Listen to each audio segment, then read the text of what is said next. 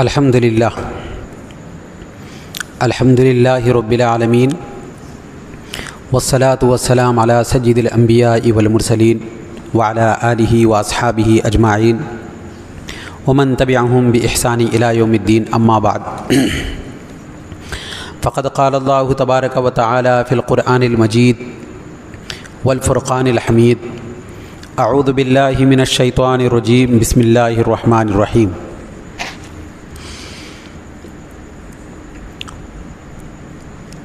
والذین یؤمنون بما انزل الیک وما انزل من قبلک وبالآخرۃ هم یوقنون صدق اللہ العظیم وصدق رسولہ النبی الکریم ونحن علی ذلک لمن الشاہدین والشاکرین۔ معزز سامعین و حاضرین، برادران ملت اسلامیہ، عزیزان گرامی، نوجوانان شہر سندرور، السلام علیکم ورحمۃ اللہ وبرکاتہ۔ اللہ رب العزت کا لاکھ لاکھ شکر و احسان ہے کہ جس کی توفیق سے ہم تمام حضرات اللہ کے گھر میں اس کی عبادت اور بندگی کرنے کے غرض سے اکٹھے ہوئے ہیں۔ اللہ رب العزت سے دعا ہے جو کچھ قرآن مجید فرقان حمید کے معانی و مفہوم سنتے ہیں اس کو سمجھنے کی، دوسروں تک اس پیغام حق کو پہنچانے کی، صدق دل کے ساتھ اخلاص نیت کے ساتھ اس پر عمل پیرا ہونے کی توفیق عنایت فرمائے۔ محترم حاضرین اکرام، آج جس آیت کریمہ کی تلاوت کی گئی ہے یہ سورہ بقرہ کی آیت نمبر 4 ہے، یعنی سورہ نمبر 2 آیت نمبر 4، جس میں اللہ رب العزت نے متقین کو اور مومنین کو ایمان کن کن چیزوں پر لانا ہے اس کی تفصیل بیان کرتے ہوئے آخری کڑی کا ذکر فرمایا ہے۔ والذین یؤمنون بما انزل الیک وما انزل من قبلک وبالآخرۃ هم یوقنون، یعنی وہ لوگ جو ایمان لاتے ہیں ہر اس چیز پر جو آپ پر نازل ہوئی، اے حبیب آپ پر جو کچھ بھی اتارا گیا اس پر ایمان لاتے ہیں، اور اس چیز پر ایمان لاتے ہیں جو آپ سے پہلے انبیاءوں پر نازل ہوئی، اور وہی لوگ یقین کرنے والے ہیں۔ یہ اس کا ترجمہ ہوا۔ محترم حاضرین اکرام، دراصل اس آیت کا پچھلی آیتوں سے 2 قسم کا تعلق ہے۔ پہلا تعلق یہ ہے کہ پچھلی آیتوں میں ایمان بالغیب کا ذکر تھا، یؤمنون بالغیب ویقیمون الصلاۃ، یعنی جو لوگ غیب پر ایمان لاتے ہیں۔ غیب کہتے ہی ذہن میں اللہ آ جاتا ہے لوگوں کے دلوں میں، کیونکہ سب سے زیادہ نہاں چیز، سب سے زیادہ چھپی ہوئی اگر کوئی ذات ہے تو وہ کون سی ذات ہے؟ اللہ کی ذات ہے۔ سب سے زیادہ پوشیدہ، لوگوں کے سوچنے سے سمجھ میں نہ آئے، لوگوں کے دیکھنے سے نظر نہ آئے، لوگ اپنی پوری ایڑی چوٹی کا زور لگانے کے باوجود بھی اللہ کو سمجھ نہیں پاتے۔ تو نہاں اس قدر اب ذہن میں وہ تھا، تو اب بتایا جا رہا ہے کہ صرف اللہ پر ایمان لانا نہیں ہے، اس ایک غیب کو ماننا نہیں ہے، رسول اللہ صلی اللہ علیہ وسلم پر بھی ایمان لانا ضروری ہے۔ یعنی آپ صلی اللہ علیہ وسلم پر جو غیب کی باتیں آتے تھے وہ تمام چیزوں پر ایمان لانے سے ہی آدمی مومن ہو سکتا ہے، نہ صرف حضور کی ذات پر بلکہ آپ سے پہلے جتنے انبیاء آئے جن پر بھی کتابوں کا نزول ہوا، کتابیں اتاری گئی، وہ تمام پیغمبروں کو ان کے کتابوں کے ساتھ ان پر ایمان لانا ہے۔ تب جا کے آدمی مومن ہوتا ہے۔ کوئی شخص اگر یہ کہے میں سب کو مانتا ہوں، موسیٰ علیہ السلام کو نہیں مانتا، تو وہ مومن نہیں ہے۔ میں موسیٰ علیہ السلام کو مانتا ہوں لیکن تورات کو نہیں مانتا، تب بھی وہ مومن نہیں ہے۔ مومن ہونے کے لیے قرآن پر ایمان لانا، صاحب قرآن پر ایمان لانا، اور تمام آسمانی کتابوں پر اور انبیاء پر، ان پر ایمان لانے سے ہی آدمی مومن ہو سکتا ہے۔ جو لوگ ایمان میں، اسلام میں داخل ہوئے، وہ دو قسم کے لوگ ہیں۔ ایک وہ جن کا بیک گراؤنڈ جہالت والا، مکہ کے مشرکین، سرداران قریش، وہ لوگ بالکل جاہل تھے، انہیں کچھ معلوم نہیں تھا، اللہ کون ہے نہیں معلوم، صرف بت پرستی کرتے تھے، پوجا پاٹ کرتے تھے، انہیں رسول کون معلوم نہیں، نبی کس کو کہتے ہیں معلوم نہیں، آسمانی کتاب کیا ہے معلوم نہیں، جنت کس کو کہتے ہیں معلوم نہیں، دوزخ کس کو کہتے ہیں نہیں معلوم، قیامت ہوگی یا نہیں ہوگی یہ بھی نہیں معلوم۔ یہ کفار مکہ کا بیک گراؤنڈ ہے، جنہیں مشرکین کہا جاتا ہے۔ ان کے پاس یہ آخرت کا تصور ہی نہیں۔ ہو بہو ہندوستان کے جو کفار ہیں ان پر قیاس کیا جا سکتا ہے، بالکل ایسے تھے۔ ان کا بیک گراؤنڈ کیا تھا؟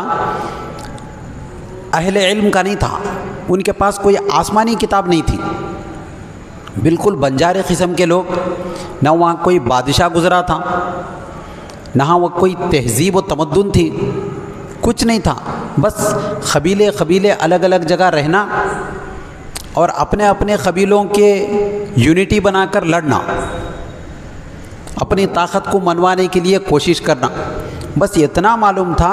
ابراہیم علیہ السلام ہیں ایک، ہم ان کی اولاد سے ہیں، اتنا معلوم تھا، مگر یہ نہیں معلوم تھا ابراہیم علیہ السلام پہ کون سی کتابیں آئی، جبکہ قرآن میں ہے صحف ابراہیم و موسیٰ، ہم نے ابراہیم علیہ السلام پر اور موسیٰ علیہ السلام پر صحیفے نازل فرمائے، لیکن مانتے نہیں تھے، معلوم نہیں تھا۔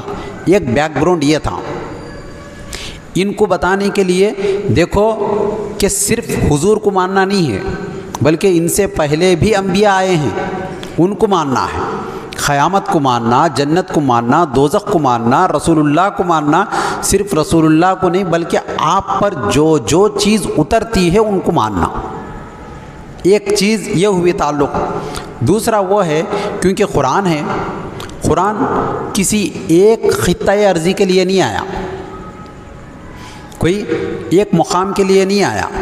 یہ کلام پاک ایسا جامع کلام ہے، بیمار ہے کوئی شخص اس کے لیے دوا بھی قرآن ہی ہے، عدالت میں ہے کوئی شخص اس کے لیے قانون بھی قرآن ہی ہے، اگر مسجد میں ہے کوئی شخص اس کے لیے نماز میں تلاوت کرنے کے لیے قرآن ہے، اگر کوئی شخص انتقال کر گیا، دنیا سے رخصت ہو گیا، اس کو اگر ثواب منی آرڈر کرنا ہے، ثواب کو بھیجنا ہے، ایصال ثواب کرنا ہے، تو ایصال ثواب کے لیے بھی یہی قرآن ہے۔ تو قرآن جامع ترین کلام ہے، تو ایک مقام کے لیے، ایک زمانے کے لیے نہیں آیا، چند سال کے لیے آیا، اب منسوخ کرے ایسا نہیں، بلکہ قیامت تک کے لیے۔ اب قیامت تک کے لیے جب ہیں تو دو قسم کے لوگ رہیں گے، ایک جو مشرک ہیں، جو ان پڑھ ہیں، جاہل ہیں، گوار ہیں، آدیواسی کہہ سکتے ہیں، جنگلی لوگ ہیں، ایک وہ جن کا بیک گراؤنڈ کچھ معلوم نہیں، ویسے لوگ بھی رہیں گے۔ دوسرے وہ لوگ جن کا بیک گراؤنڈ بڑا مضبوط، جو اہل کتاب رہیں گے، جن کے پاس آسمانی کتابیں ہوں گے، جیسے عیسائی ہیں ان کے پاس انجیل شریف تھی، یہودی ہیں ان کے پاس تورات ہے، پھر زبور ہے، پھر دوسرے صحیفے ہیں۔ تو اہل کتاب کو اپنا علم کا غرہ ہوتا ہے، کیا ہوتا؟ اپنے علم کا تکبر ہوتا، وہ کسی کے سامنے جھکنا نہیں چاہتے۔ اب یہاں بھی دیکھیے جتنے بھی لوگ اپنے آپ کو آرینس کہتے ہیں، وہ لوگ اپنے آپ کو علم والا کہتے ہیں، ہمارے پاس کیا ہے، رگ وید ہے، یجر وید ہے، سام وید ہے، اتھر وید ہے، اور مہاکاویگڑو جو بھی نام ہے، رامائن ہے، مہابھارت ہے، گروڑ پرانا، وشنو پرانا، شیوا پرانا، یہ نام بولتے. ہمارے پاس اتنی کتابیں ہیں، ہمیں کیوں دوسری جگہ جانے کی ضرورت؟ ان کے اندر ایک انانیت، ایک تکبر ہوتا ہے. تو اللہ نے فرمایا ان کے لیے وما انزل من قبلک، جو کتابیں تم سے پہلے نازل ہوئی اس پر بھی ایمان لانا. صرف ایمان لانا ہے. کیا کرنا ہے؟ صرف ایمان لانا ہے. تورات نازل ہوئی، ہمارا ایمان ہے، لیکن ان پر عمل کرنا نہیں ہے. ان پر عمل کرنا نہیں ہے. تورات میں کوئی حکم تھا تو ہم اگر اس پر عمل کرنا چاہیں تو نہیں کر سکتے. کیوں؟ کہ اس سے پہلے بھی اس حدیث کا ذکر کیا گیا تھا. سرکار دو عالم صلی اللہ علیہ وسلم کے پاس حضرت عمر فاروق رضی اللہ تعالیٰ عنہ تورات شریف کا ایک ورق لائے، لا کر آپ کے سامنے پڑھنے لگے. اچھی باتیں تھیں، اور اکثر مذہبی کتابوں میں اچھی باتیں ہی ہوتی ہیں. پڑھ رہے تھے، سرکار خاموش رہے، لیکن آپ جب بھی ناراض ہوتے تو آپ کا یہ درمیانی جو رگ تھی دو بھووں کے بیچ میں، یہ مارتی تھی. چہرہ متغیر ہو گیا. صحابہ نے اشارہ فرمایا حضرت عمر کو، دیکھو حضور جلال میں آ گئے.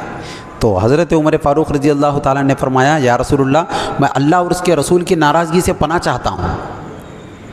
تو حضور نے فرمایا، اے عمر، اگر میری امت میں موسیٰ بھی آ جائیں تو ان کے لیے بھی ضروری ہے کہ وہ میری اتباع کریں.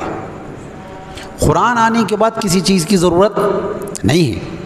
یہ عمل کے لیے، ماننے کے لیے، عقائد کے لیے کافی ہے، لیکن وہ احکام جو تورات میں ہے اس پر قرآن اگر کہتا ہے یہ بھی کرو تو پھر ماننا ہے. جیسے تورات میں بھی تھا اللہ کے سوا کوئی معبود نہیں، تو قرآن میں بھی ہے اللہ کے سوا کوئی معبود نہیں، تو اب قرآن کی بات مانتے ہیں. تو یہ جو دو قسم کا تعلق، ایک اہل علم کو بتانا، ایک جو لوگ اہل علم نہیں ہیں ان کو بتانا، دو قسم کے تعلق کے بعد اب جو یہ جو آیت ہے، ویسے تو قرآن کی ہر آیت جامع ترین ہے. قرآن کے اندر اتنی گہرائی، اتنی گہرائی ہے، اتنا ڈیپتھ ہے اس کے اندر کہ آدمی اس میں جوں غوطہ زن ہوتا ہے اس کو موتیاں ملتے رہتے ہیں اور آگے بڑھتا ہے. تو قرآن نے فرمایا، والذین یؤمنون بما انزل الیک، وہ لوگ جو ایمان لاتے ہیں جو کچھ آپ پر نازل ہوا. کس پر؟ یہ آپ پر کا جو لفظ ہے، الیکا، تم پر نازل ہوا. تو حضور پہ جو بھی نازل ہوا اس پر ایمان لانا ضروری ہے. تو اب ماں کا لفظ، ماں یعنی جو کچھ، جو بھی نازل ہوا.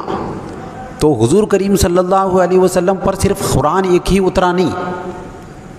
لوگوں کے ذہنوں میں غلط فہمیاں ہیں. لوگ یہ سمجھتے ہیں حضور پر قرآن اترا، ختم، اس کو مان لیے تو ہم مومن ہیں. ایسا نہیں ہے. سرکار دو عالم صلی اللہ علیہ وسلم کے زبان اقدس سے جو بھی بات نکلتی ہے وہ بات حضور پر اتاری گئی ہے.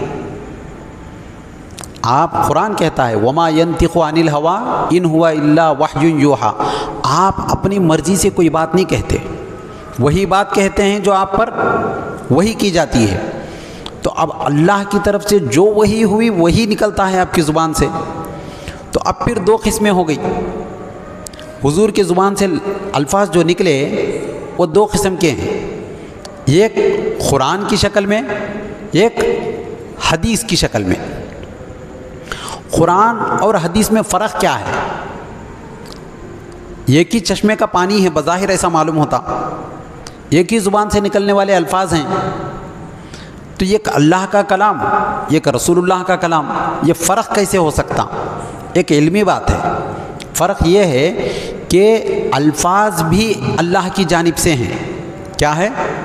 الفاظ بھی اللہ کی جانب سے، مضمون بھی اللہ کی جانب سے، مفہوم بھی اللہ کی جانب سے اگر ہے تو وہ کلام اللہ ہے.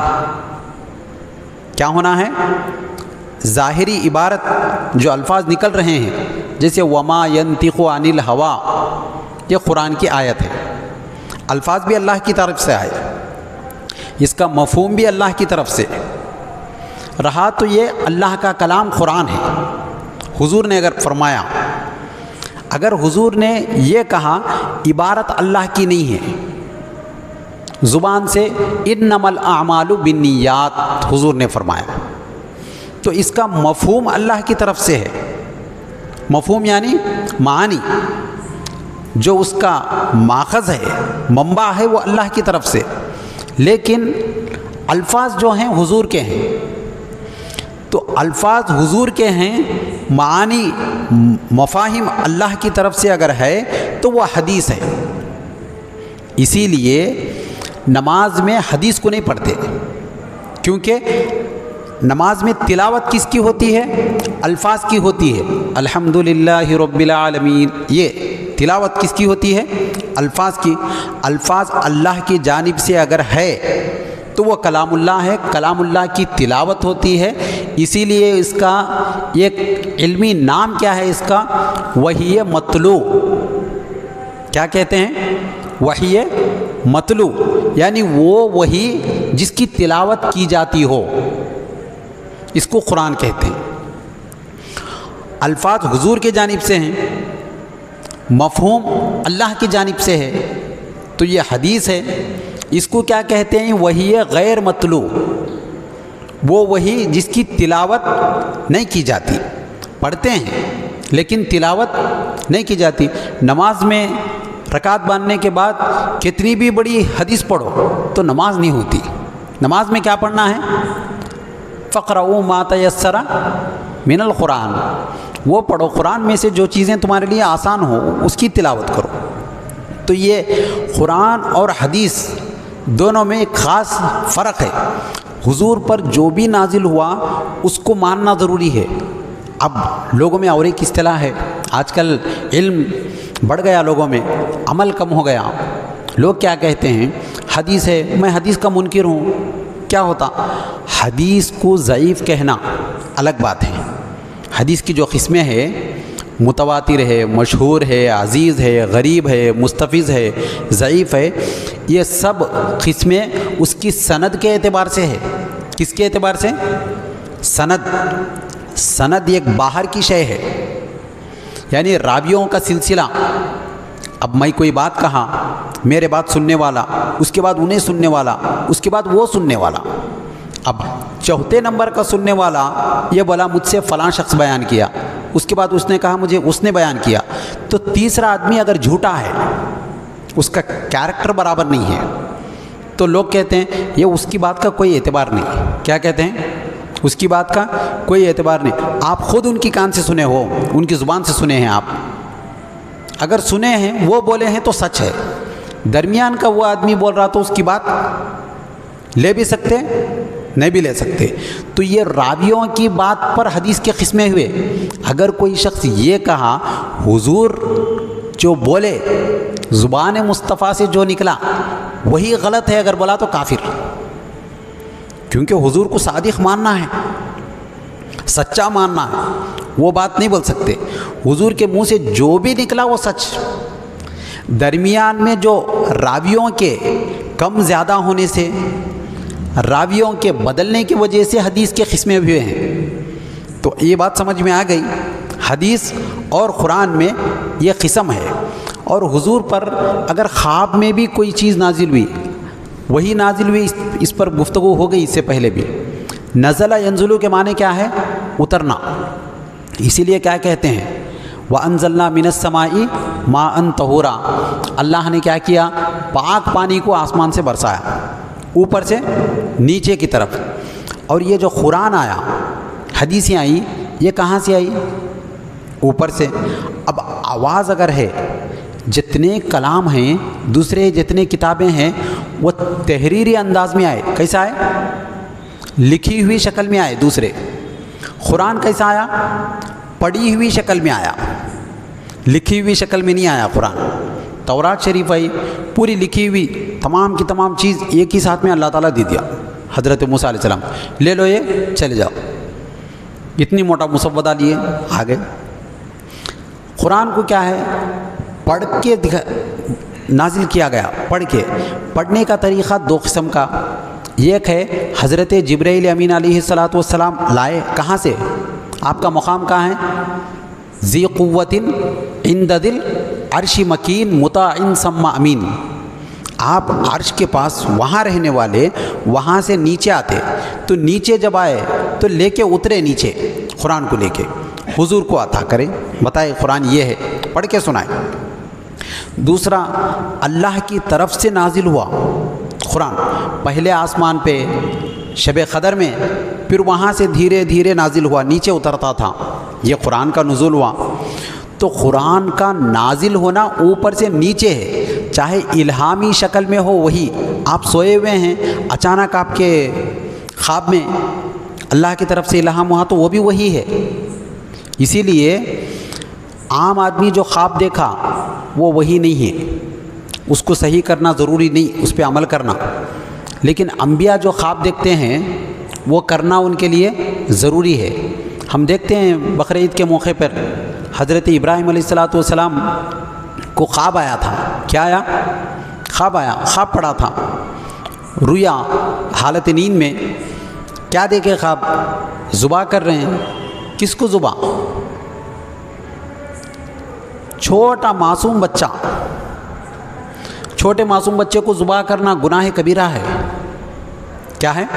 گناہ کبیرہ ہے۔ وہ بھی باپ بیٹے کو ذبح کرنا اور بڑا گناہ ہے، وہ بھی چاقو سے لے جا کر ہاتھ پیر باندھ کر اس طریقے سے ذبح کرنا، اسے اگر وہ واقعے سے ہٹ کے اگر سوچا جائے تو اس کو کیا کہتے ہیں؟ جلادیت کہتے ہیں، بربریت، حیوانیت اگر یہ کہا جائے۔ لیکن وہاں نام کیا دے رہے؟ اطاعت، فرما برداری، قربانی۔ خود اللہ نے فرمایا قد صدقت الرؤیا انا کذالک نجزی المحسنین، کیونکہ پیغمبر کا خواب تھا، پیغمبر کا خواب وحی الہی ہوتا ہے۔ کیا ہوتا؟ وحی الہی۔ اگر میرے کو خواب آیا یا ہم میں سے کسی کو خواب آیا کہ فلاں شخص کو مارو تو یہ کیا ہوتا ہے؟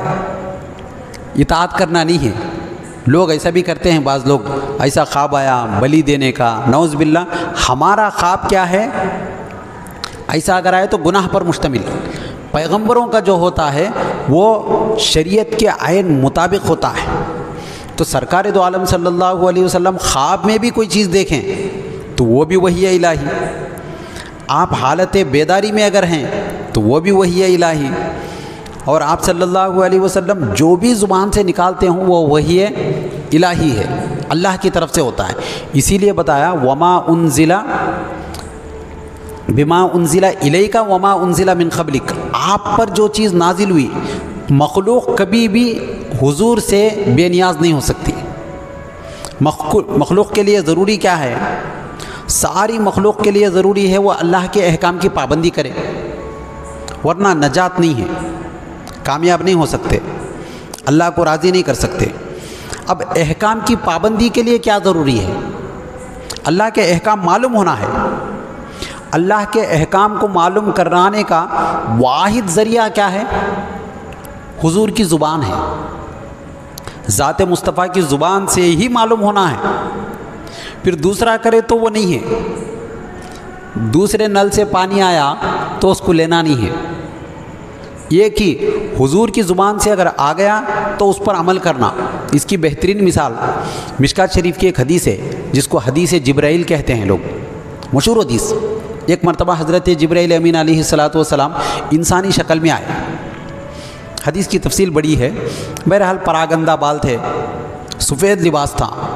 آپ آئے، آ کر سرکار دو عالم صلی اللہ علیہ وسلم کے پاس سامنے دو زانوں ہو کر بیٹھ گئے، گویا ان کے گھٹنے آپ صلی اللہ علیہ وسلم کے گھٹنے کے قریب ہے، لگ رہے ہیں، ایک شاگرد کی طرح بیٹھے، بیٹھ کر پوچھنے لگے سرکار دو عالم صلی اللہ علیہ وسلم کو، یا رسول اللہ مل ایمان، ایمان کیا ہے؟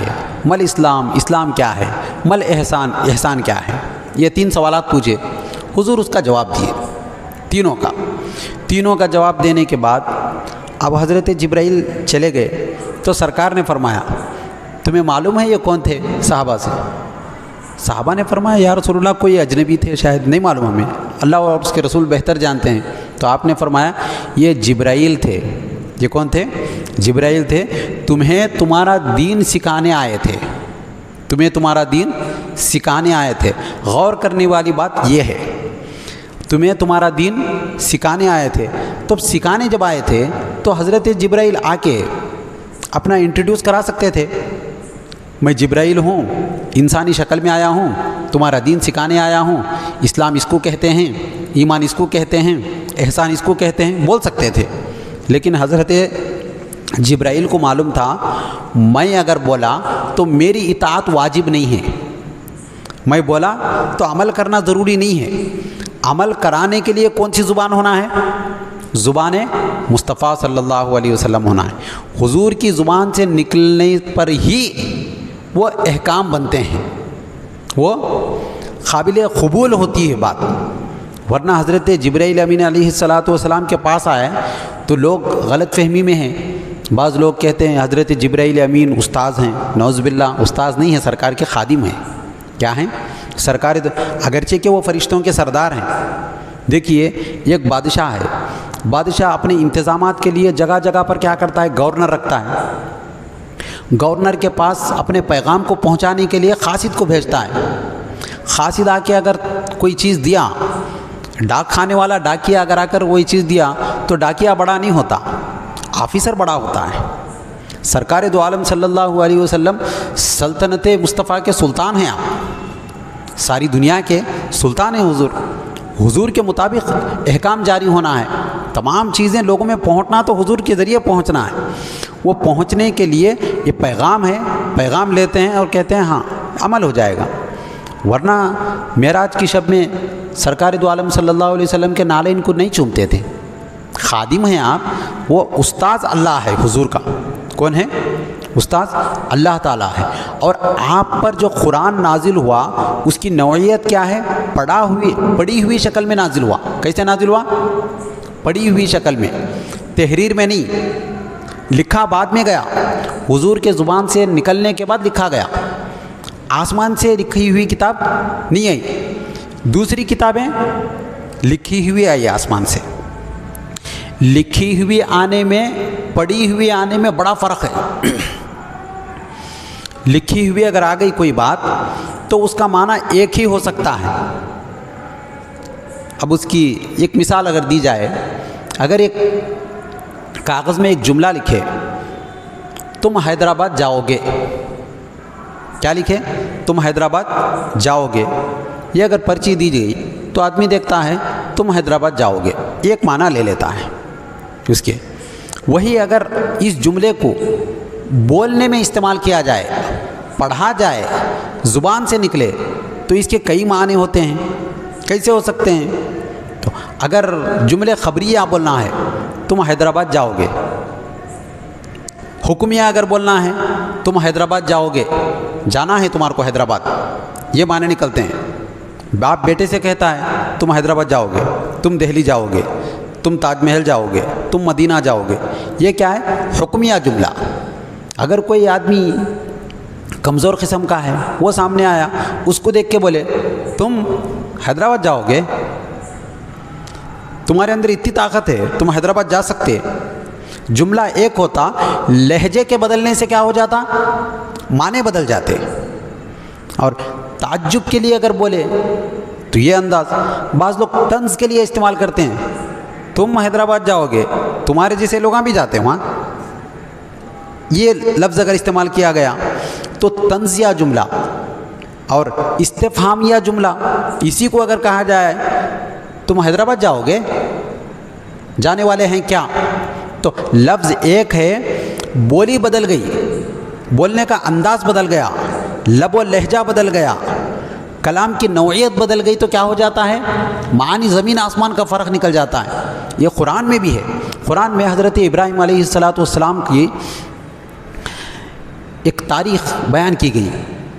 آپ جب بچے تھے، باہر آنے کے بعد فلما جن علیہ اللیل رآ کوکبا قال ھذا ربی، آپ نے کہا جب ستاروں کو دیکھے، بڑا ستارہ دیکھتے ہی بولے قال ھذا ربی، کیا بولے؟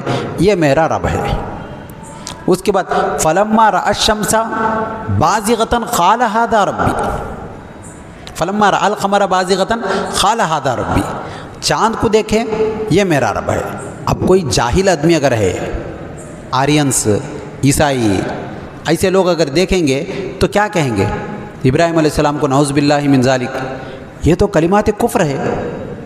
کیا کہیں گے؟ ستارے کو دیکھ کے میرا رب ہے اگر بولے تو معنی کیا ہوئے؟ ارے یہ تو کلمات کفر ہے. ایک پیغمبر قرآن کا حصہ بنا، یہ کیسے ہو سکتا ہے؟ تو اس کا جواب یہی ہے کہ حضرت ابراہیم علیہ السلام برابر بولے وہ جملہ. کیا؟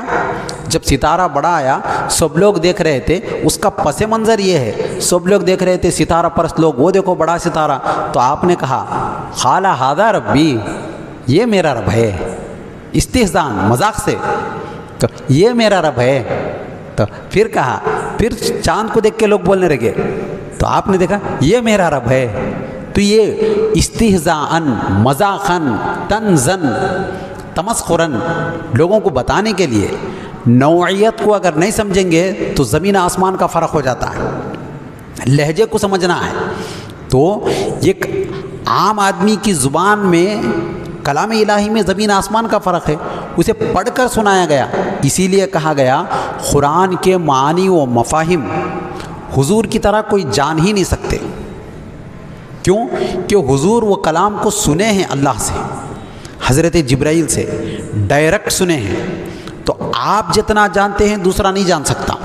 دوسرے آدمی ہم کیا ہیں؟ صرف پڑھے ہیں تحریراً، جو تحریر کی گئی ہے اس کو دیکھتے ہیں. لوگوں کا مزاج کیا ہوتا ہے؟ ہر ایک کو اپنے پہ قیاس کر لینا. سامنے والے کو کفار کہتے تھے حضور کو دیکھ کے، تمہارے پہ کیوں نازل ہوا قرآن؟ ہم پر بھی نازل ہونا تھا، ہم بھی تو انسان ہیں، ہم بھی تو عرب کے لوگ ہیں. یہ تصور لوگوں کے ذہن میں آتا ہے. ایسا نہیں ہوتا. ظرف دیکھ کے دیا جاتا ہے، کون کتنا سنبھالتا اتنا ہی دیا جاتا ہے. ہر ایک کو وہ چیزیں دی نہیں جاتی، خصوصاً اللہ کی نعمتیں. ایک شخص تھا ہمارے جیسا، ایک اللہ کے ولی کے پاس چلے گیا، جا کر بولنے لگا حضور مجھ پر کرم فرمائیے، مجھ پر مہربانی کیجئے، کچھ نہ کچھ دیجئے مجھے. تو انہوں نے پوچھا کیا چاہتا کیا ہے؟ تو اس نے کہا حضور کشف دیجئے، لذتیں دیجئے، کچھ کرامتوں کا پاور دیجئے. تو انہوں نے پوچھا یہ سب لے کے آگے کرنے والا کیا ہے؟ اس نے کہا لوگوں کو فیض پہنچاؤں گا، خدمت خلق کروں گا، لوگ پریشان ہیں، میں ان میں جو بھی ہو سکتا ہے میں ان کو عطا کروں گا. تو آپ نے کہا اچھی بات ہے، اگر تجھے یہ چاہیے تو ایک کام کرو، بادشاہ کے دربار کے باہر جو گیٹ ہے صدر دروازہ، اس کے باہر صبح سے لے کے شام تک رک کے وہاں جو کچھ بھی کارکردگی ہوتی ہے، سرگرمیاں ہوتی ہیں، اس کو دیکھ کے شام میں میرے پاس آ بولے. گیا، جا کے صبح سے لے کے شام تک دیکھا لائن بنی ہوئی ہے، لوگ جا رہے ہیں، کارندے چھوڑ رہے، بعض کو باہر ڈھکل رہے، بعض کو اندر چھوڑ رہے. یہاں تک کہ 4 بجے کا وقت ہو گیا، غروب آفتاب کا وقت قریب جو آ رہا تھا، بھگا رہے تھے وہ لوگ. نہیں، اتنے میں ایک بابا، ایک فقیر بابا جھولی ڈال کر، لکڑی پکڑ کر، بالکل ضعیف ہے، کمزور ہے، آئے. آپ آ کے کہنے لگے مجھے ذل الہی سے ملنا ہے، بادشاہ سے ملنا ہے، سلطان سے ملنا ہے. انہوں نے کہا نہیں بابا وقت ہو گیا، آپ چلے جاؤ. تو بابا نے کہا نہیں مجھے ملنا ہے، میں بہت دور سے آیا ہوں. پھر انہوں نے کہا نہیں. بابا کی طرف سے بھی اصرار جاری تھا، مجھے ملنا ہی ملنا ہے. اب وہ لوگوں کی طرف سے انکار تھا، نہیں اب نہیں ملنا ہے. اب بات بڑھ گئی، یہاں تک کہ بابا کو ڈھکل دیے. وہ بابا گر گئے، روٹی کے ٹکڑے کچھ حصے باہر پڑ گئے. پھر لے کے اندر رکھے، پھر جانے کی کوشش کرے تو وہ لوگ بولے یہ بوڑھا سدھرنے والا نہیں ہے، پکڑ کے خوب مارے، زد و کوب کرے. اب بیچارے ضعیف شخص گرنے کے بعد آنسو پہنچتے ہوئے وہاں سے نکل گئے. اب یہ دیکھنے کے بعد وہ جو شخص تھا اسے بڑا غصہ آیا. دیکھا، گیا شام میں، اس نے کہا حضور جا کے دیکھا کیا ہوا. صبح سے لے کے شام تک کی پوری سرگرمی، کارکردگی، جو بھی چیز تھی، رودات پوری سنایا. ایسا ہوا، لوگ یہ دیکھنے لگے. تو آخر میں بابا کی بات بھی آئی. ایک شخص آیا بیچارہ، بڑا ناتواں کمزور تھا، اندر جانے کی کوشش کر رہا تھا، نہیں گئے، اندر جانے نہیں دیے. پھر اس کے ساتھ زیادتی کرے، مارے. تو مجھے بڑا غصہ آیا. تو آپ نے کہا اگر میں تجھے پاور دیا ہوتا تو کیا کرتا؟ تو وہ جتنے کارندے تھے سب کو ختم کر دیتا. اتنا ظلم ہو رہا، میں برداشت نہیں کر سکتا ہوں، میں مار دیتا ہوں ان کو استعمال کر کے. تو آپ نے کہا تجھے معلوم ہے وہ بابا کون ہے؟ وہ میرا پیر ہے، میرا مرشد ہے، اسی کی طرف سے مجھے فیض ملا ہے، میرے سے زیادہ پاورفل ہے۔ طاقت رکھنے کے بعد اس کو استعمال نہیں کرنا یہ کمال ہے۔ تھوڑا آتے ہی وہ کنڑا میں محاورہ ہے، تم بھی دکڑا تڑکو ادلہ بول کے، آدھا گھڑا بہت ہلتا، بھرا گھڑا کیا ہے اپنی جگہ خاموش رہتا۔ تو جو زیادہ رہتے وہ ہلتے نہیں، میرے پاس یہ پاور ہے، میرے پاس ہے، میں یہ دکھاتا ہوں، میں یہ کرتا ہوں، ایسا نہیں رہتے۔ سرکار دو عالم صلی اللہ علیہ وسلم سے زیادہ پاورفل کون تھا؟ آپ سے زیادہ پاورفل کوئی ہے ہی نہیں۔ آپ کی تعظیم تکریم، آپ کی شان و شوکت، آپ کی عظمت اللہ بیان کرتا ہے، لوگ بیان کرنے کا کیا ہے؟ لوگ اپنے اپنے طور پر جب بیان کرتے ہیں سارے خوبیاں سرکار کے پاس آ کے ختم ہو جاتی ہیں۔ جب قرآن کی بات ہو تو ہمیں سرکار کی شان بیان کرنا ہے۔ حضور کے پاس کتنی طاقت تھی، یہ ایک نازک سی انگلی کے اشارے سے چاند کو 2 ٹکڑے کر سکتے ہیں، تو معمولی بات ہے۔ لوگ کیا ہے وہ خالی کمان کو اٹھانے پہ سیتا سے شادی کرا بول کو تعریف کرتے، کمان 2 ٹکڑے کر دیا، کمان کو اٹھا دیا بول کے، کوئی کمال کی بات ہے؟ انگلی کے اشارے سے چاند کو 2 ٹکڑے کر کے دکھا دیے سرکار، انگلی کے اشارے سے ڈوبے ہوئے سورج کو نکال دیے، معمولی بات ہے، نکالے۔ وہ چیزیں ہوئی، اس کی طرف توجہ دیے بغیر آپ پر اگر ایسا ہوتا تو آپ قرآن کے ذریعے سے صاحب قرآن کی اہانت کرنا، نعوذ باللہ، یہ نہیں کرنا چاہیے۔ غیر مسلم حضرات کرتے ہیں، مسلمان اس کے جواب دیے ہیں۔ اللہ جو کچھ بھی حضور پر آیت نازل ہوئی یہ محبوبانہ انداز تھا، ایک محبت کا پیغام تھا۔ سورہ تحریم ایک سورہ ہے قرآن میں، سورہ تحریم کے شان نزول پر بہت باتیں ہوتی ہیں، آپ یوٹیوب وغیرہ میں بھی دیکھے ہوں گے، بے شمار باتیں ہوتی ہیں۔ بعض کمظرف مسلمان، نادان مسلمان بھی کبھی کبھار ایسی باتیں کرتے ہیں جو غیر مسلموں کی باتیں ہیں، آرینس کے ان کے اعتراضات ہیں اس پر، ان کی باتیں ہمارے لوگ بول رہے ہیں۔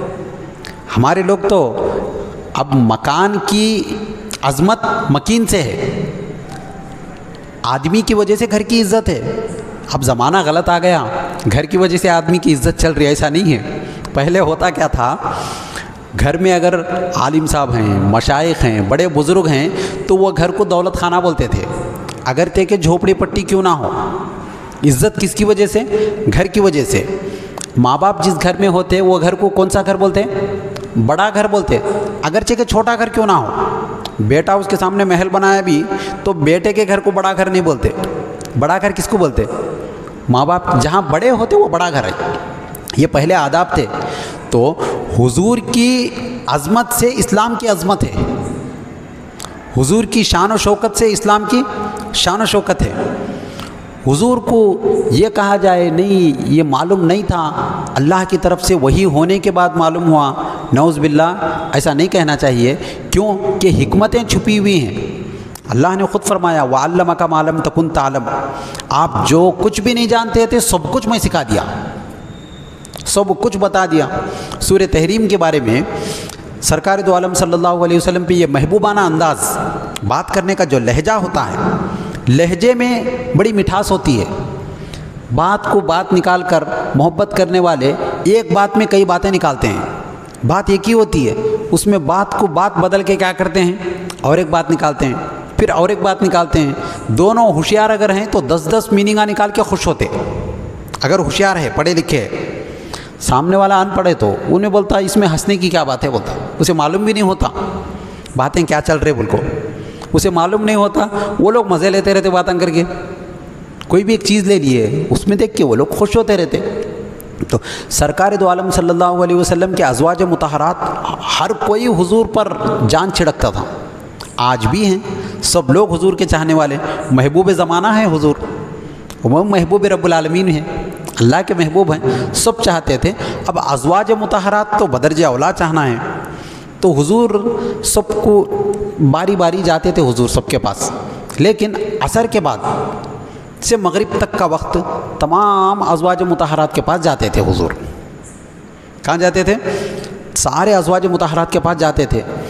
جاتے وقت اب وہ ازواج مطہرات میں بھی کیا ہے، 2 گروپ تھے، کیا تھے؟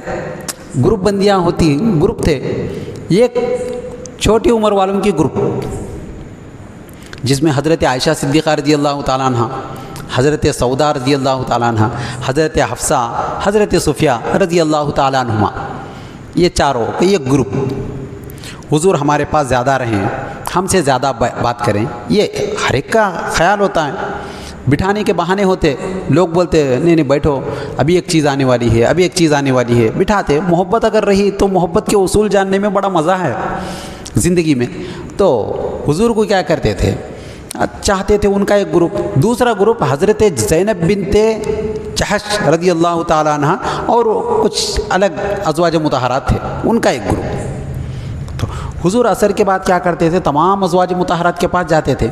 حضرت زینب کے گھر تھوڑا زیادہ وقت بتانا شروع کرے سرکار، تو وہ گروپ کے لوگ بولے کیا سرکار وہاں زیادہ بیٹھ رہے، آدمی جس سے محبت ہوتی اس کی تھوڑی ناگواری برداشت نہیں ہوتی انسان کو، تو وقت اتنا ہے اس میں انہوں اتنا ٹائم لے لیا۔ تو اب وہاں زیادہ بیٹھے تھے، آتے ہی اب یہ لوگ بولے کیا آخر معاملہ کیا ہے معلوم کرو، بولے معلوم کرے تو پتہ چلا حضرت زینب رضی اللہ تعالیٰ عنہ کے کوئی رشتہ دار ان کو شہد دیے، وہ شہد سرکار کو عصر کے بعد تشتری میں ڈال کو دے رہے حضور کو شہد بہت پسند۔ اب وہ شہد کھانے میں ذرا وقت لگ رہا، اتنے میں وہ دیدار بھی کر لے رہے ہیں، بیٹھ رہے بات کر رہے۔ تو اب یہ لوگ بولے اب کیا کرنا، اب کچھ تو کرنا، وہاں حضور زیادہ وقت نہیں بیٹھنا، وہاں ہمارے پاس بھی آنا۔ تو حضرت عائشہ صدیقہ رضی اللہ تعالیٰ عنہ اور ان کی پوری ٹیم، ان کا پورا گروپ بولے حضور ان کے بعد ہمارے پاس آتے تو ہم ایک کام کریں گے، اس کے پیچھے محبت کا ایک عنصر ہے۔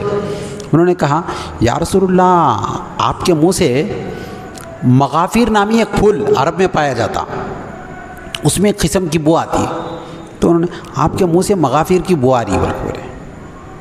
تو اب سرکار انتہائی نظیف، آپ بہت نفاست والے، نظافت والے، طہارت والے، بہت پاکیزہ حضور، آپ کی طبیعت میں بہت زیادہ پاکیزگی تھی، کوئی لہسن کھا کے مسجد میں داخل نہیں ہونا مکروہ ہے، یہ تمام چیزیں بہرحال ناگواری گزرتی تھی، خوشبو کو حضور پسند کرتے تھے۔ اب یہ بات سنتے ہی حضور کو معلوم تھا، ایسا نہیں معلوم تھا، یہ کیوں بول رہے یہ بھی معلوم تھا۔ اور شہد کی مکھیاں کیا ہے، جہاں سے جس پھول سے وہ چوستے ہیں اس کا اثر پایا جاتا۔ آپ پہاڑوں پہ اگر جو شہد کا چھتا لگا اوپر، اس کا شہد کا مزہ الگ، اونچی عمارتوں کا جو شہد کا چھتا رہتا اس کا مزہ الگ رہتا، نیچے جھاڑ کے نیچے جو لگا رہتا اس کا مزہ الگ، آبادیوں میں جو رہتا اس کا مزہ الگ، دھول وغیرہ لگ کے اس کا مزہ، بہرحال الگ الگ مزہ رہتا۔ تو آپ نے فرمایا، حضرت سودا رضی اللہ تعالیٰ عنہ کے پاس جا کر حضور نے فرمایا دیکھو آج کے بعد میں شہد نہیں کھاؤں گا، ہرگز نہیں کھاؤں گا۔ حضور اب یہ تھے دنیا کے محبوبہ ہیں، دنیا کی چاہنے والی، ان سب سے بڑا چاہنے والا اللہ ہے حضور کو۔ اب محبت کا تقابل ہو رہا ہے۔ یہ لوگ کیا بولے، یا رسول اللہ آپ کے منہ سے مغافیر کی بو آ رہی، تو حضور نے فرمایا میں نہیں کھاتا آئندہ سے شہد، نہیں کھاتا۔ بولتے ہی اللہ تعالیٰ بولے آپ کو پسند ہے شہد، آپ نہیں کھاتے۔ اللہ نے آیت نازل کر دی سورہ تحریم، یا ایھا النبی لم تحرم ما احل اللہ لک تبتغی مرضات ازواجک واللہ غفور الرحیم۔ بڑی آیت، 3-4 آیتیں ہیں، قد فرض اللہ لکم تحلۃ ایمانکم، بڑی آیتیں ہیں آگے تک۔ تو اللہ نے فرمایا یا ایھا النبی، کوڈ ورڈ دے دیا۔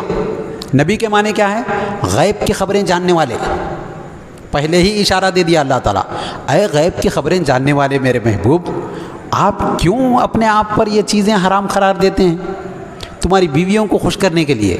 نہیں، آپ کھاؤ، آپ کی پسند ہے، آپ نہیں کھاتے، وہ ان کے بولنے پہ۔ تو یہ اللہ تعالیٰ واضح کر دیا، یہاں تک کہ حضرت زینب رضی اللہ تعالیٰ عنہ حضرت عائشہ صدیقہ رضی اللہ تعالیٰ عنہ کو بول دیے تھے، جبکہ حضور نے فرمایا نہیں بولنا ہے، کسی کو مت بولو، جا کے بولے تھے، وہ بھی اللہ تعالیٰ بول دیا، تم بولے نا اسر النبی جو الی بعض ازواجہ حدیثا فلما نبأت بہ واظہرہ اللہ، اللہ نے فرمایا میرا محبوب کسی بات کو سیکریٹ رکھو بولے تو بولتے تم، وہ محبوب کو غصہ آ گیا۔ مگر اس میں محبت کا ایک معیار ہوتا، بات کرنے کا ایک انداز ہوتا، محبت کا ایک پیمانہ ہوتا، اس کو سمجھنا ہے۔ اتنے محبوبانہ انداز کو لوگ تحریر دیکھ کے پڑھنے میں کیا سمجھ گئے؟ بھائی اللہ ناراض ہو گیا۔ اللہ ناراض نہیں ہوا، اب میری خواہش ہے کسی چیز کو کھانے پہ، آپ کا قلبی تعلق میرے سے ہے، میں یہ چاہتا ہوں بکری کی بریانی کھاؤں، تو آپ دوسرا شخص میرے کو مرغن غذائیں کی طرف لے کے جا رہا، تو میرا چاہنے والا یہ بولتا مول صاحب وہاں کیوں جاتے، آپ بکری کی بریانی کھائیے، مجھے معلوم ہے آپ کی پسند کیا ہے۔ تو اس میں محبت ہے کہ ناراضگی کی بات ہے؟ محبت کی بات ہے۔ میری پسند کا لحاظ رکھ کے مجھے وہ کھانا پیش کرنا، یہ میرا فائدہ ہے، نہیں میں ناراض ہو جا رہا ہوں، بولے تو یہ غلط بات ہے۔ محبت کے پیمانے کو سمجھنا ہے۔ قرآن کو سمجھنے کے لیے صاحب قرآن کا تعلق اللہ سے کیا ہے وہ سمجھنا ہے، ورنہ شیطانی عینک لگا کے اگر آدمی دیکھے گا تو اس سے ہدایت پانے کے بجائے الٹا کیا ہوتا ہے، آدمی گمراہ ہو جاتا۔ بعض لوگوں کی عادتیں ہوتی، فطرت جو ہوتی انسان کی، بعض لوگوں کو کیا رہتا، ہر ایک کو بینڈ کرنا، کوئی بھی ہو اسے نیچا کرنے کی طرف آمدہ ہوتا آدمی، کسی کی بھی عزت اس کو ہضم نہیں ہوتی، کس کو بھی عزت ملے اسے بھڑکا پڑتا، غصہ آتے رہتا، اسے کہیں کوئی عزت مل رہی، انہیں کہیں کو آگے بڑھ جا رہا۔ یہ یہاں تک کہ بڑھتے بڑھتے بڑھتے بڑھتے علماء سے، مشائخین سے، اولیاء سے، صحابہ سے، سب سے بڑھتے بڑھتے نبی تک پہنچ گئے۔ ان کو کیا اللہ ان کو چنیا، بولو کون ہو نبی؟ یہاں تک غلام مرزا احمد قادیانی نامی ایک شخص آیا، جھوٹا نبوت کا دعویٰ کر دیا۔ ایسے لوگ جو ذہنی طور پر رہتے، ان کی عادت نہیں جاتی، گندگی مکھی کے مانند ہوتے، وہ لوگ گندگی پہ بیٹھتے۔ بعض مسلمان رہتے شہد کی مکھی کے مانند رہتے، پھولوں پہ بیٹھتے، بیٹھے ہوئے تو بھی پھول کو احساس نہیں ہوتا میرے اوپر وزن ہے بول کے، اس کی اندر سے رس کو بھی چراتے، اسے معلوم بھی نہیں ہوتا۔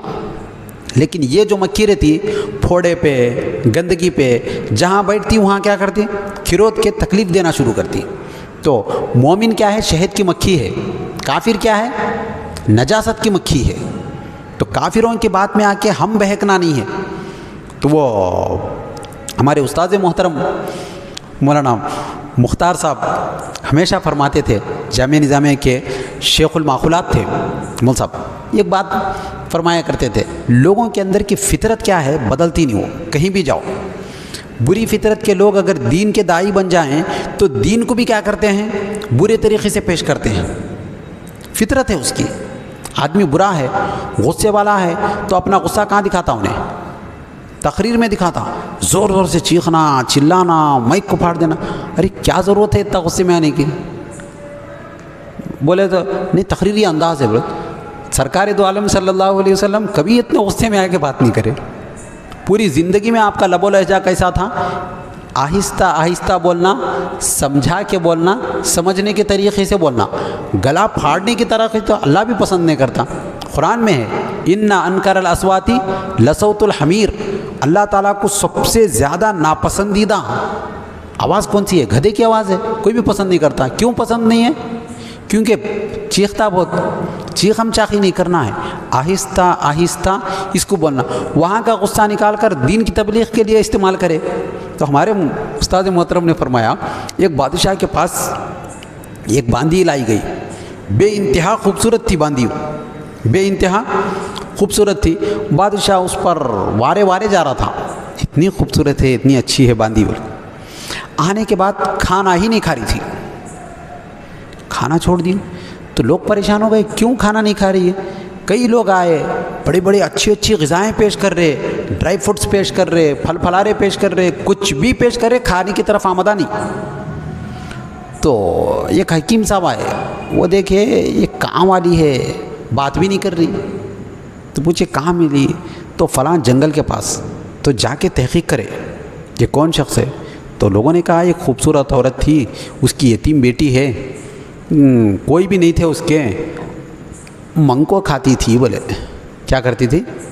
مانگ کے کھانے والی ہے، سائلہ ہے۔ بولے آپ بولے اے دوا مل گئی، بالکل واپس آ گئے۔ آپ بولے بادشاہ کو بولے ایک چھوٹا کام کرنا، بولے کیا؟ آپ کے اطراف میں جو یہ ہیں 4 کمرے ہیں، 4 جگہ پہ لوگوں کو ٹھہرا کرو، وہاں جانے کے بعد یہ جو خاتون ہے جو ہی آتی وہاں سے نکل کے ایک روٹی ڈالنا ایک جنے، پھر دوسری جگہ گئے تو دوسری روٹی ڈالنا، تیسری جگہ گئے تو تیسری روٹی ڈالنا۔ تو بادشاہ پریشان ہوا، کیا؟ تو اس نے کہا دیکھو ایسا کر کے، بولے گئی کشکول دیے اس کے ہاتھ میں مانگنے کا آلہ، وہ جلالی فقیروں کے پاس رہتا نا، وہ دیے، کھٹورا لے کے گئی، جاتے ہی وہ دیے تو خوش ہو گئی دیکھ کے، پھر وہ دیے، وہ سب 4 گھراں کا لے کے کھانا شروع کری۔ تو وہ حکیم صاحب بولے انہیں پوری زندگی منگو کھائی، اب اس کو بیٹھ کے کھلائے تو کھانے والی کیا انہیں، اس کو عزت راس نہیں آ رہی، اس کو انہیں پہلے سے ہی ایسی ہے تو اس کو ایسے ہی دینا ہے۔ تو لوگوں کی جو فطرت ہوتی، جو طبیعت ہوتی، حالت بدلنے سے نہیں بدلتی، ان کا غصہ، ان کا مزاج نیچے کرنا، اسے گرانا، اپنے آپ کو بڑا بنانا، توحید کے نام پر سرکار دو عالم صلی اللہ علیہ وسلم کو نیچے کرنا، نعوذ باللہ یہ شیطانی توحید ہے۔ شیطان بھی وہی بولا، میں آدم علیہ السلام کو خلیفہ نہیں مانتا، تیرے کو خدا ماننے میں تیار ہوں، بولا کیا بولا؟ اللہ کو اللہ ماننے تیار ہوں میں، لیکن آدم علیہ السلام کے سامنے جھکنے تیار نہیں ہوں، بولا یہ شیطانی توحید ہے۔ صرف اللہ کو بڑھانے کے چکر میں، اللہ سب سے بڑا ہے کس کو نہیں معلوم، اللہ کو بڑھانے کے چکر میں حضور کو نیچے کرنا، یہ کہاں کی دانش مندی ہے؟ حضور کریم صلی اللہ علیہ وسلم کو اگر بڑھائیں گے تو اس میں کیا ہے؟ اسلام کی عزت ہے، اسلام کی شان و شوکت ہے، اسلام کی حشمت ہے۔ بڑوں کا گھر چھوٹا بھی ہو، خراب بھی ہو، وہاں جا کر جوتیوں کے پاس بیٹھنا ہے، وہاں یہ امید نہیں کرنا میں صوفے میں جا کر بیٹھتا ہوں، میں یہ ہوں، یہ نہیں سوچنا ہے، تو یہ پسند نہیں ہے۔ خود وہی قرآن کی وہی محبوبانہ انداز یہ ہے، ایک مرتبہ سرکار دو عالم صلی اللہ علیہ وسلم ولیمے کی دعوت کرے، قرآن میں ہے، سورہ احزاب کی آیت ہے، ولیمے کی دعوت کرے، صحابہ آئے، آ کر کھانے لگے، یہاں تک کہ 3 صحابہ باتیں کرنا شروع کر دیے کھاتے کھاتے۔ اب سرکار کی طبیعت پہ ناگوار گزر رہا تھا، کیا کیسا بولنا، غیرت مند ہے حضور، ٹائم ہوا چلو، ایسا بول نہیں سکتے، بیٹھے رہے۔ تو اللہ تعالیٰ آیت نازل کر دیا، تو بولے میرے محبوب کیا کرتے، تم آپس میں جب کرے فَإِذَا طَعِمْتُمْ فَانْتَشِرُوا، جب کھانا کھا لیے نکل جاؤ یہاں سے، تمہارا بیٹھنا میرے محبوب کو ناگوار گزر رہا، انہوں شرم رہے تمہارے کو بولنے کے واسطے، میں شرمنے والا نہیں بول رہا۔ ہوا آیت نازل ہوگی، وہ منظر ختم ہو گیا، چلے گئے، لیکن قرآن کا حصہ بن گیا۔ ہم تو مجلس میں بھی نہیں گئے، وہ محفل میں بھی نہیں گئے، وہاں تھے بھی نہیں، لیکن محبت تو جھلک رہی نا قرآن کی آیت میں، اس کو دیکھ کے تو خوش ہونا ہے۔ اللہ کتنا لحاظ رکھا حضور کا، کتنا پاس و لحاظ رکھا۔ تو یہ جو آیتیں نازل ہوتی تھی صرف اس کے لیے نہیں کہ پیغام پہنچا دو، بلکہ یہ بھی ضروری تھا جو بھی بولنا ہے تم بولنا ہے، میں نہیں بولتا۔ لوگ بڑے بڑے اعلانات خاص طور پر خود کر کے خوش ہو گئے، دیکھیں نہیں آپ ہمارے وزیر اعظم صاحب نوٹ بندی کا اعلان کون کرے؟